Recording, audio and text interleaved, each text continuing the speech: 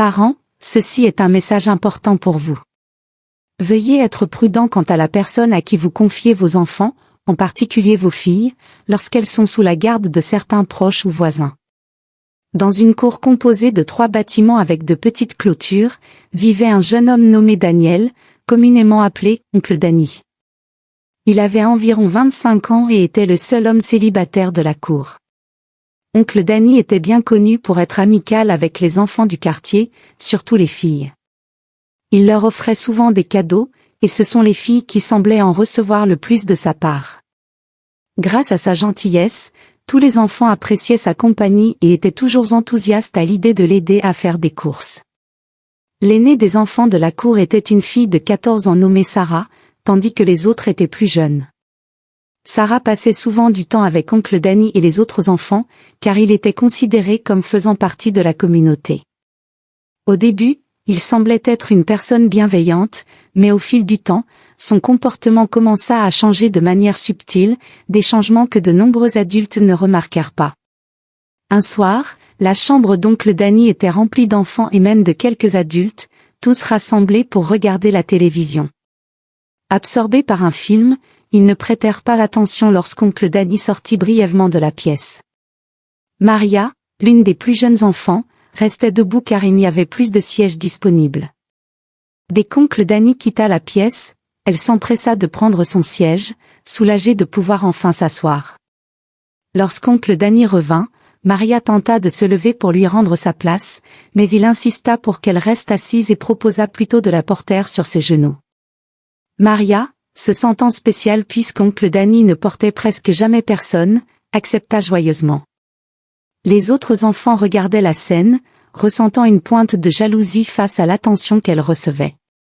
Au début, tout semblait normal, mais ensuite, le comportement d'Oncle Danny devint préoccupant. Il ajusta sa position assise d'une manière qui rendit Maria mal à l'aise.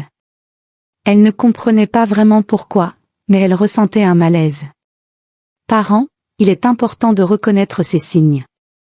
Vous n'avez pas besoin d'être excessivement méfiant envers tout le monde, mais soyez toujours conscient des personnes avec qui vos enfants passent du temps. Soudain, le courant s'éteignit, signalant qu'il était temps pour tout le monde de rentrer chez soi. Les enfants quittèrent la chambre d'Oncle Danny et retournèrent dans leurs maisons respectives, sans se douter que quelque chose n'allait pas. M et Madame Casali étaient des parents travailleurs qui faisaient de leur mieux pour subvenir aux besoins de leur fille, Maria. Monsieur Casali était chauffeur de bus et rentrait souvent tard, tandis que Madame Casali était commerçante et vendait des marchandises au marché. Un soir, alors que Madame Casali se préparait pour la soirée, elle appela Maria. « As-tu fait tes devoirs ?» Maria secoua la tête.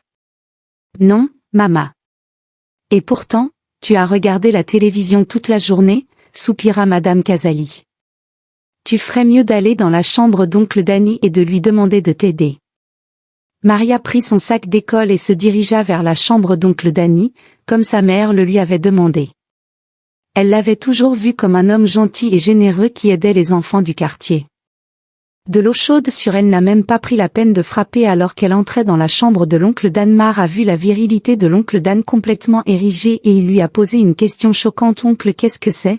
demanda Maria. « Ferme la porte et je t'expliquerai ce que c'est. » Oncle Danny a répondu. Elle a rapidement verrouillé la porte et a jeté son sac et elle a posé à nouveau la question mais avant que l'oncle Dan ne puisse répondre, il l'a doucement poussée vers le lit.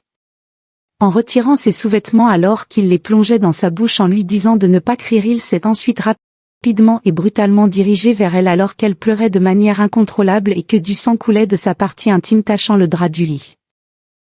Immédiatement après avoir fini de satisfaire son plaisir, il se rendit directement à la salle de bain.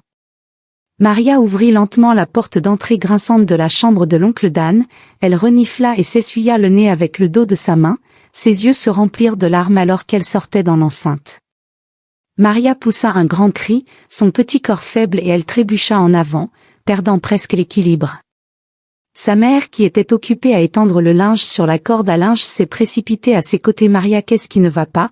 elle a demandé inquiète, elle a vu du sang jaillir entre ses cuisses intérieures. Maria ne pouvait pas parler à travers ses larmes, elle a enfoui son visage dans le tissu de sa mère en sanglotant de manière incontrôlable. Sa mère la regarda avec étonnement et déception alors qu'elle pleurait avec sa fille et lui demanda strictement qui t'a fait ça. Maria leva les yeux vers sa mère avec des yeux rouges et gonflés alors qu'elle bégayait en montrant la chambre de l'oncle Danny. L'expression de sa mère s'élargit de choc et de colère. Ah! La mère de Maria a crié en appelant le nom de Monsieur Dan dans le quartier. Alors qu'elle frappait à la porte, les voisins se sont rassemblés dans la cour pour demander quel était le problème et ont vu Maria avec des taches de sang partout sur ses vêtements et des larmes coulant sur son visage.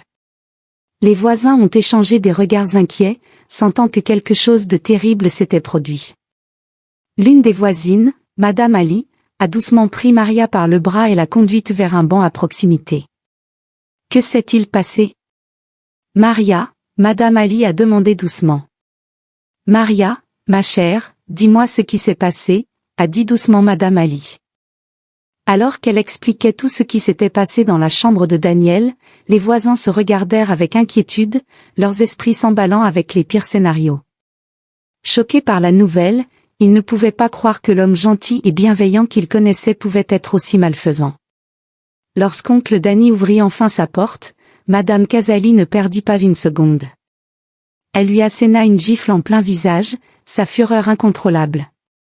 Elle saisit un bâton à proximité pour le frapper, mais certains voisins intervinrent et la retinrent. Danny, réalisant enfin le poids de ses actes, tomba à genoux en suppliant « S'il vous plaît, je ne voulais pas. C'était l'œuvre du diable. » La foule le regarda avec dégoût.